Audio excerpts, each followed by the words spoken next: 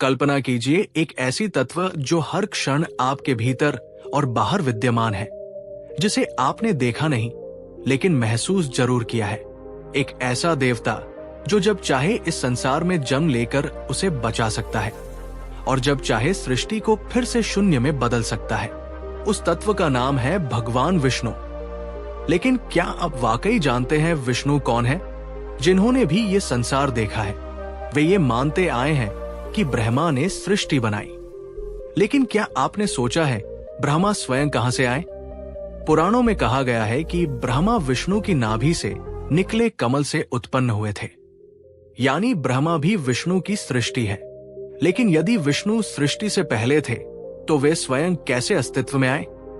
इस रहस्यमयी कथा को अंत तक जरूर देखिए, क्योंकि इसी वीडियो में आपको पता चलेगा विष्णु की उत्पत्ति कैसे हुई, इस ब्रह्मांड की रचना किसने की और विष्णु इस सृष्टि में क्या भूमिका निभाते हैं।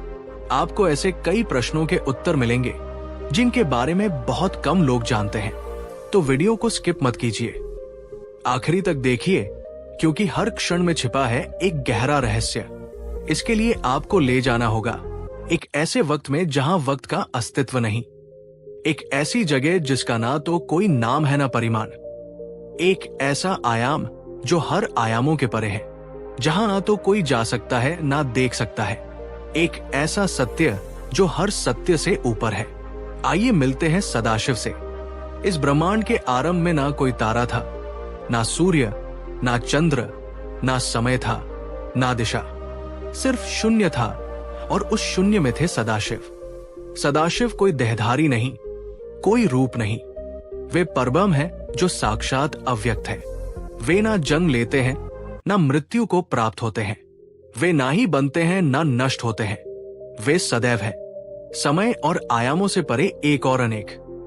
हम सब के अंदर जब कुछ भी नहीं था तब उन्होंने इच्छा की, मैं एक रूप दूं।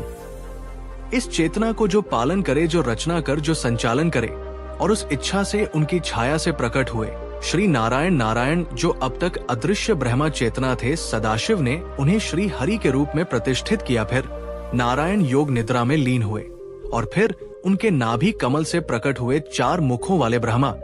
ये कमल कोई साधारण पुष्प नहीं था, ये हिरण्य गर्भ था चेतना, और सृष्टि का बीच बीच ब्रह्मा की आंखें खुली और उन्होंने चारों ओर देखा, पर उन्हें अपनी उत्पत्ति का ज्ञान नहीं था। उन्होंने पूछा, मैं कौन हूं, किसने मुझे बनाया? लेकिन कोई उत्तर नहीं था। तब उन्होंने ध्यान किया हजारों वर्षों तक और अंत में उन्होंने देखा नारायण को योग निद्रा में लीन और जाना कि वे उन्हीं की नाभि से जन्मे हैं। लेकिन यही एक और गढ़ रहस्य है। जब ब्रह्मा ने नारायण से उनकी उत्पत्ति पूछी, नारायण ने कहा, मैं भी किसी और की इच्छा से प्रकट हुआ हूं, मेरा आदि भी है और अंत भी, और वो है सदाशिव। तब ब्रह्मा ने पहली बार ध्यान किया शिव तत्व पर और उसी क्षण प्रकट हुए शिवलिंग के रूप में सदाशिव।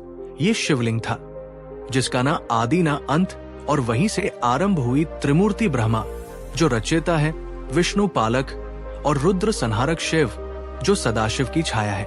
अब आते हैं श्री विष्णु के सत्य में। कल्पना कीजिए एक अनंत महासागर जिसे क्षीर सागर कहते हैं, वहां एक विशाल शेष नाग पर कोई शांत स्वरूप में लेटे हैं। उनका रंग नीला है जैसे समुद्र की गहराई, आंखें बंद है लेकिन वो सब देख रहे हैं। उनके चरणों के पास लक्ष्मी है और नाभि से एक कमल निकल रहा है जिसमें ब्रह्मा बैठे हैं। ये दृश्य केवल कल्पना नहीं है, ये ब्रह्मांड की उत्पत्ति का प्रतीक है। शेषनाग जिन पर विष्णु विराजमान है, उनके 1000 फनों से समय का प्रवाह निकलता है। क्षीर सागर एक भौतिक स्थान नहीं बल्कि चेतना का स्तर है, जहां केवल योगी अपने ध्यान में पहुंच सकते हैं। विष्णु कोई सामान्य देवता नहीं है, वे केवल पालक नहीं है, वे समय के आर पार है। वेद कहता है कि काल स्वयं विष्णु के अधीन है।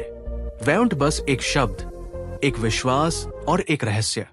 श्रीमद् भागवत में वर्णन है कि वैकुंठ ब्रह्मांड के ऊपर स्थित है, जहां द्वारपाल जय और विजय खड़े हैं। रत्नों से जड़े महल है, गंधर्व हर समय नारायण के भजन गाते हैं। वहां दुख, समय, मृत्यु या मोह का कोई प्रवेश नहीं। पुराणों में कहा गया है कि वैकुंठ का प्रवेश द्वार केवल भक्तों के लिए खुलता है। योगी जन कहते हैं वैकुंठ कोई दिशा नहीं, एक स्थिति है जहां आत्मा पूर्ण शांति में प्रवेश करती है। राम और कृष्ण विष्णु के अवतार हैं, लेकिन नारद पुराण में ये भी कहा गया ये अवतार केवल रूप नहीं बल्कि ऊर्जा के प्रयोग हैं। हर युग में विष्णु स्वयं को युग के अनुरूप ढालते हैं। राम धर्म के ऊर्जा के स्वरूप है, कृष्ण ज्ञान की ऊर्जा का स्वरूप, और अगले कल की अवतार में विष्णु विनाश और पुनर्निर्माण की ऊर्जा का स्वरूप होंगे। भविष्य पुराण के अनुसार विष्णु ने पहले से ही 1000 युगों के लिए योजनाएं बनाई हैं, जिनमें हर युग में अलग ऊर्जा के साथ उनका प्रकट होना तय है। बहुत लोग पूछते हैं क्या आज विष्णु धरती पर है, और उत्तर है हाँ, लेकिन रूप में नहीं, ऊर्जा में। जहां भी कोई ध्यानस्थ साधक बैठा है, जहां भी कोई माँ अपने बच्चे को सुला रही है, जहां कोई वृद्ध संत दूसरों के लिए प्रार्थना कर रहा है, वहां विष्णु है। विष्णु के अंशावतार आज भी पृथ्वी पर जन्म लेते हैं, जिन्हें हम संत गुरुओं या महात्माओं के रूप में पहचानते हैं। वे हमेशा समाज को संतुलन में रखने के लिए गुप्त रूपों में सक्रिय रहते हैं। ब्रह्मा वैवर्त पुराण कहता है कलयुग के अंत में जब अधर्म की सीमा टूटेगी, तब विष्णु स्वयं कल्कि के रूप में प्रकट होंगे। उनका वाहन सफेद घोड़ा होगा। उनका उद्देश्य अधर्म का विनाश और सत्य युग की वापसी होगी। राम और कृष्ण के रूप में विष्णु ने जो किया वो केवल धर्म की स्थापना नहीं थी, वो चेतना को ऊंचाई देना था।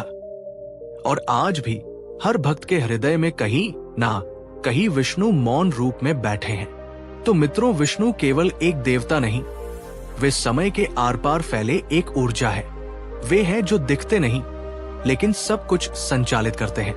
वे हैं जो हर युग में धर्म की रक्षा के लिए आते हैं, चाहे राम के रूप में हो या कृष्ण के रूप में, और वे हैं जो अंत में सबको वैकुंठ में ले जाने वाले हैं।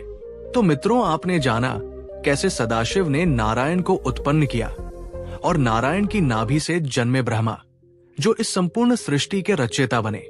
ये कोई कहानी मात्र नहीं है, ये उस चेतना की यात्रा है जिससे ये पूरा ब्रह्मांड बना है। और आज भी वो शिव तत्व हमारे भीतर, हमारे चारों ओर विद्यमान है। अगर आपको ये रहस्य और ज्ञान से भरी कहानी अच्छी लगी तो कृपया हमारे चैनल को सब्सक्राइब जरूर करें, इस वीडियो को लाइक करें और कमेंट में लिखें ओम नमः शिवाय या जय श्री हरि। अपने दोस्तों और परिवार के साथ ये दिव्य ज्ञान साझा कीजिए, क्योंकि हो सकता है किसी एक व्यक्ति की चेतना बदल जाए इस एक वीडियो से। अगर आपको ये वीडियो अच्छा लगा हो और आप ऐसे ही आध्यात्मिक रहस्यों में रुचि रखते हो तो हमारे चैनल पर और भी अद्भुत और गूढ़ विषयों पर वीडियो पहले से मौजूद है, जैसे शिव कौन है, शिव तत्व क्या है, और भी कई ज्ञानवर्धक, रहस्यपूर्ण और आध्यात्मिक यात्राओं से भरे वीडियो जो आपके मन, बुद्धि और आत्मा तीनों को छू जाएंगे। तो अभी जाइए, हमारे चैनल को एक्सप्लोर करें और जुड़ जाइए इस आध्यात्मिक यात्रा के साथ, जहां हर वीडियो आपको स्वयं से मिलवाएगा।